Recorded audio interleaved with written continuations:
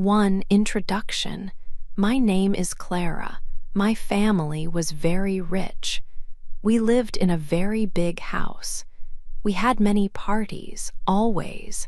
People came. They wore expensive clothes. They talked about money and business. I wore beautiful dresses too, made by famous designers. But I was often sad. I felt bored all the time. The parties were always the same. The people said the same things again and again. I did not feel happy inside my heart. One night, there was a very big party at our house. The music played loudly. Many people talked and laughed and drank expensive drinks. I did not want to be there. I felt trapped. I went outside to the garden.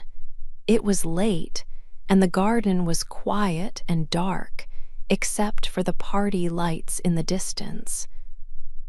I liked the garden more than the noise inside.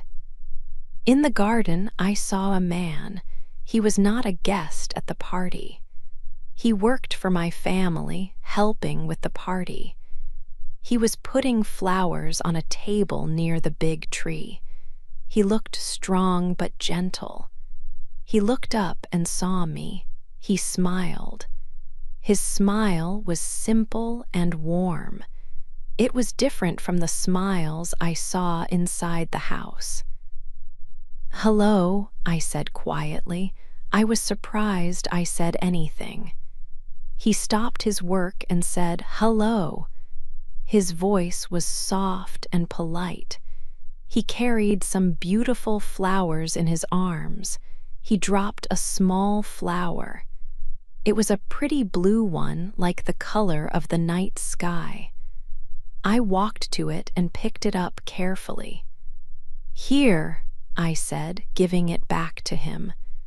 "Thank you very much," he said again. "My name is James. My name is Clara." We talked for a few minutes. Not long, maybe 5 minutes. He told me he liked looking at the stars at night when his work was finished. He said they made him feel free. I said I liked stars too, and that I often watched them from my window. It felt easy to talk to him. He was very different from the rich young men I met at parties. He felt real and honest. Then I heard a voice. My mother came into the garden quickly. She saw me standing and talking with James. Her face became very hard and serious. She did not smile at all. "Clara," she said loudly. Her voice was cold and sharp like ice. "Come inside now, immediately." She looked at James with cold eyes. James looked down at the flowers in his hands. I felt a little afraid of my mother's anger. I said goodbye to James with my eyes. I turned and went inside with my mother. The party felt even more boring and fake after that short time in the garden. I could not stop thinking about James, his kind smile, his soft voice, the way he talked about stars and feeling free. He was just a worker for my family. But he felt more real and more interesting than anyone I had ever met at a party. My life looked rich from the outside, with the big house and the parties and the dresses. But inside, I felt empty and lonely. James made it feel a little less empty for a short time. I did not know why this felt so important, but I wanted to know more about him. I kept thinking about the small blue flower and his warm smile in the dark garden. 2. Our secret meetings. I wanted to see James again very much. After After I met him in the garden, I could not stop thinking about him. He was different from the people in my world. I learned he worked sometimes in a small flower shop. This shop was near a big park in the city. I decided I had to find him. It felt important. One afternoon, I went to that park. I wore simple clothes, not my usual expensive dresses. I walked near the flower shop and I saw him. He was carrying flowers. He looked surprised to see me there. "Clara," he said. I smiled. "Hello, James," I said. We started to talk. Soon, we walked in the park together. It was a public park, full of different people. Children played, old people sat on benches. I liked it more than my quiet, big garden at home. After that first time, we planned to meet again. It had to be a secret. We met in the park, or sometimes at a small cafe that was not well known. No one from my family ever went to places like that. In these meetings, we talked a lot. I learned about his life. He worked hard every day. He told me about his dreams. He wanted to build things with his hands. He had simple dreams, but they were strong and real. I told him about my life. I felt like a bird in a beautiful, golden cage. I had everything money could buy, but I did not feel free. I felt trapped. James listened to me. He understood how I felt. That was important to me. With each meeting, my feelings for James grew stronger. When he looked at me with his kind eyes, I felt warm inside. Holding his hand felt exciting and safe at the same time. It was our own small world away from my family's eyes. I realized I was falling in love with James. It was a wonderful feeling, new and strong for me. Our meetings were our secret. A happy secret, but I was also scared. What if my family found out? What would happen then? This fear was always there, a small shadow on our happy times. Still, I wanted to see him more than anything. These secret moments with James were the best part of my life. 3. A difficult choice. My family started talking more and more about my future.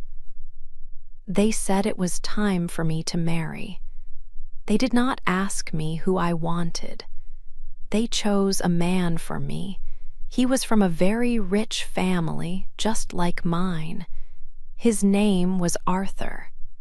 I met him sometimes at parties. He was always polite and wore expensive clothes. He talked about business and money. He was rich, yes, but he was also very boring. His eyes were polite, but they did not hold any warmth for me. My mother told me many times, "Arthur is a very good match, Clara. He is important and rich. This marriage will be good for you and good for our family's name." She thought only about money and position, but I did not love Arthur.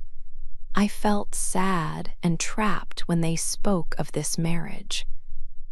I did not want to marry a man just because he was rich. I wanted to marry for love. My heart felt heavy, like a stone, when I thought about a future with Arthur. I knew I had to tell James about this pressure. I told him everything during one of our meetings. James listened quietly, holding my hands. His face showed he understood my difficult situation perfectly. He looked sad when I explained about Arthur and my family's plans for me. We were by the river that evening, watching the lights of the city dance on the water. The scene was beautiful, but my thoughts were troubled. James held my hands tightly. His hands were warm and strong, giving me comfort. "Clara," he said, his voice low and serious, "you know I am not a rich man. I do not have a big house or fine cars. I cannot give you the kind of life your family is used to or the things they think are important." He looked at me with his kind, honest eyes. "But there is one thing I can give you. I can give you all my love. I love you, Clara. I love you very, very much." Hearing him say those words made my heart feel completely full. It was a different kind of richness. It was true love, and it was worth more than all the money in the world. Small tears came into my eyes, but they were tears of happiness and relief. I felt a lightness I had not felt before. "I love you too, James," I said, my voice maybe a little shaky, but full of deep feeling. Then he reached into his pocket and took out a small box. It was a simple box, not covered in velvet. He opened it carefully. Inside, on a soft cloth, was a ring. It was simple and beautiful. It was made of silver and had one small, clear stone that caught the light. It was not large or shiny like the expensive rings my mother and her friends wore. But to me, it was the most beautiful ring in the world. It represented something real and true. James looked into my eyes again, his own eyes full of hope and love. He asked the question that would change everything. "Clara," he said, "will you marry me? Will you leave that old life and build a new one with me?" I looked at James, at his face, at the love in his eyes. I thought quickly about my life in the big house, the parties, the rules, the sadness. Then I thought about James, his kindness, his warmth, the simple happiness we found together. This was the moment of choice. My heart knew the answer immediately. "Yes," I said, my voice strong and sure. "Yes, James, I will marry you. I choose you." A wonderful, wide smile spread across his face. He carefully took the ring from the box and put it onto my finger. It fit perfectly, like it was made just for me. I was so happy in that moment. My heart felt light, like it could fly away.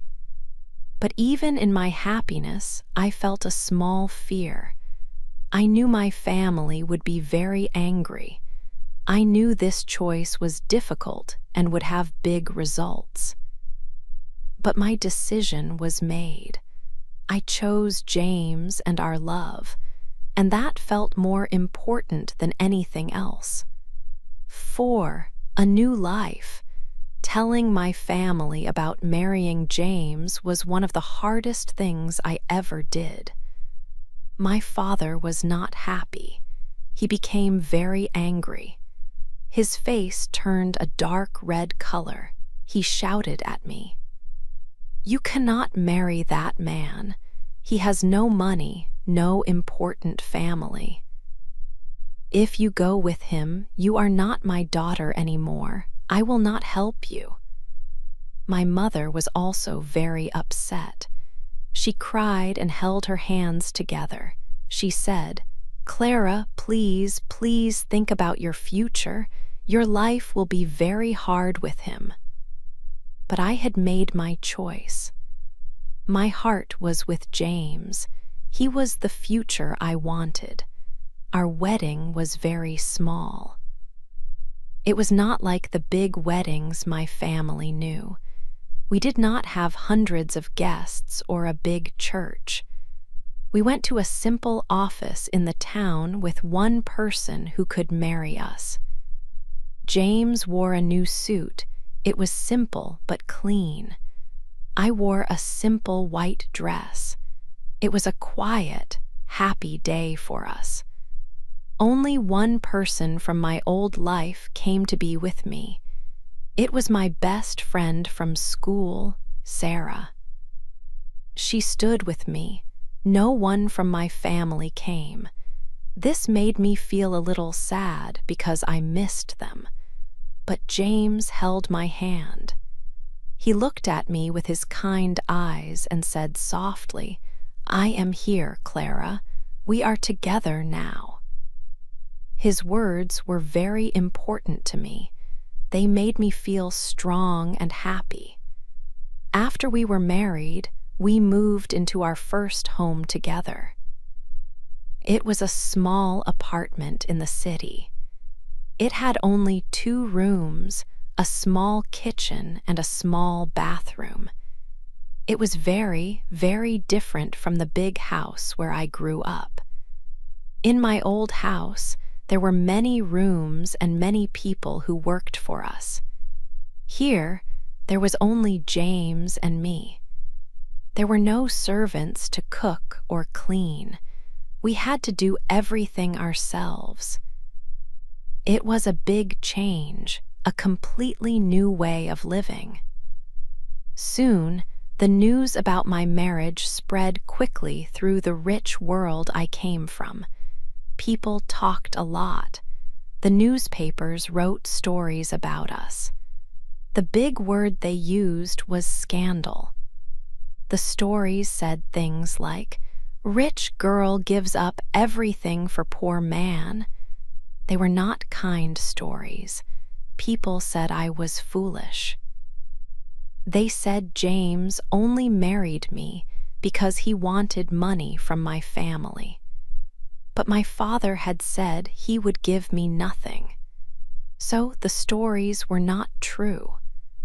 My mother's friends whispered about me when they met. The noise of the newspapers and the whispers was very loud in my mind sometimes. My old life, the life of the rich heiress who was often sad and bored, was finished now. This new life with James in our small home was just beginning. Sometimes the whispers hurt, but I looked at James and felt happy. Our new life together was starting now. It was very different, but it was ours. 5 hard work and worries. Life in the small apartment was very new. I never cooked before or cleaned a home. It was different from my old life. In my old life, many people helped with everything. Now I did everything myself. Sometimes it was hard work. My hands became a little rough from washing things. I was tired at night, but it was a good tired. I was learning. James worked more hours at his job. He wanted to give us a good life. I saw he was tired too when he came home. We worried about money sometimes. Money was not easy to find. Sometimes we had only a little money for food or things we needed. We looked at our money often. James worked very hard as a builder. His hands were strong from his work. My mother came to visit one day. It was a surprise. She looked at our small rooms. Her face looked sad. She sat on our small sofa. "Clara," she said, "this is not for you. Your life is hard here." She asked me to come home. She said my old room was still there in the big house. She looked like she might cry. It hurt my heart a little to see her sad. I missed some small things from my old life sometimes. But I looked around our small home. I saw James's coat on a chair. I thought about our life together, just us. It was our life. It was hard, yes, but it was ours. I held my hands together. I looked at my mother. I said again, "No, Mother, I love James. This is my home now." She did not understand why I chose this life. Then a woman from my old life tried to cause trouble. Her name was Victoria. She always wanted things I had. She was clever and liked to win. She sent a letter to James, not to me.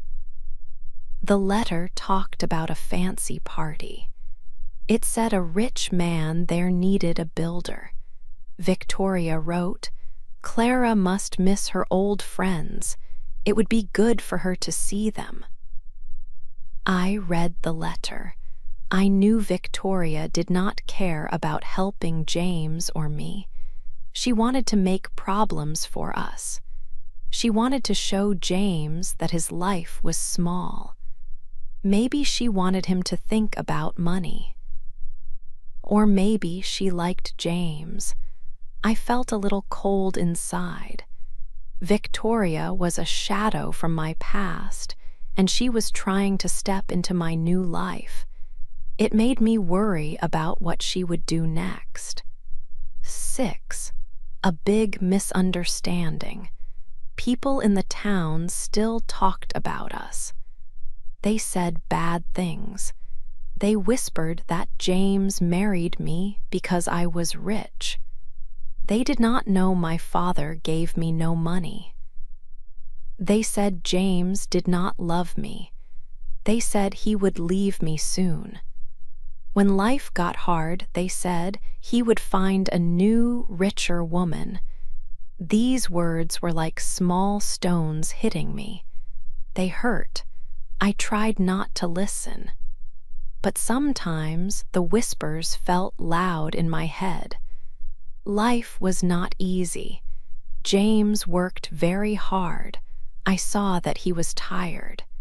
He came home late sometimes. He was quiet. He looked worried. Did the whispers make him worry, or was it something else? One day I was walking near the market. I saw James. He was standing with a woman. The woman was Victoria. Victoria was from my old life. She always wanted the things I had. She did not have a kind heart, even if she smiled. Victoria was talking to James. She laughed loudly.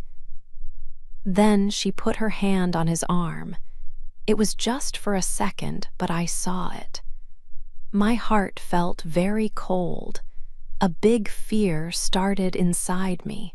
Why was James talking to Victoria? Victoria did not like me. The bad whispers came back to my mind. He will leave you. He tricked you. I looked at James and Victoria talking. They looked like they were friends. Was it true? Did James not love me anymore? Was he looking for a different life? A richer life, maybe with Victoria? I felt very alone in that moment. I had left my family, my big house, my old life for James. He was my new life, my family. Now, did I lose him too? Was our love not strong enough for this hard life? Was it a mistake? I did not know what to think. That night in our small bedroom, I could not sleep. I thought about James, about Victoria, about the whispers. I felt very scared. Tears came to my eyes. The talk of the town, the scandal, felt like it was breaking my heart. and our love into small pieces. 7. The truth. Clara felt a cold fear inside her heart. The bad whispers about James and Victoria felt like sharp knives. She knew she could not live like this. She needed to know the truth, the real truth. That night, after dinner in their small kitchen, she looked at James. Her voice was quiet, a little shaky. "James," she said softly, "do you still love me, or do you want a different life now, an easier life?" James stopped what he was doing.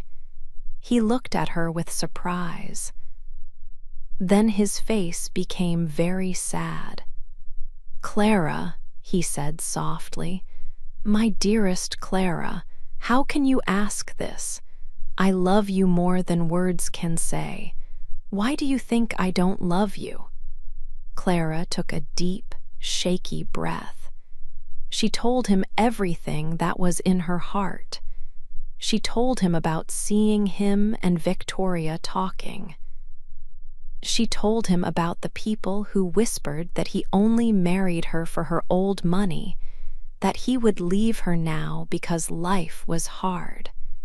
She told him how much these words hurt her and made her afraid. James walked to her and held her close in his arms. He held her tightly, as if he would never let go. "Clara," he said, his voice serious, "you must listen to me. That woman, Victoria. She came to me. She offered me a very good job, a job with her father's big company. It was a good offer, yes, but she said I had to leave you. She wanted to break us apart." He pulled back slightly to look into her eyes. "I told her no, Clara. I told her I love you. I told her I would never leave you. I told her I did not want her job if it meant losing you. I told her to stay away from us." "But you were quiet," Clara said, remembering his silence. "And you were late coming home that day."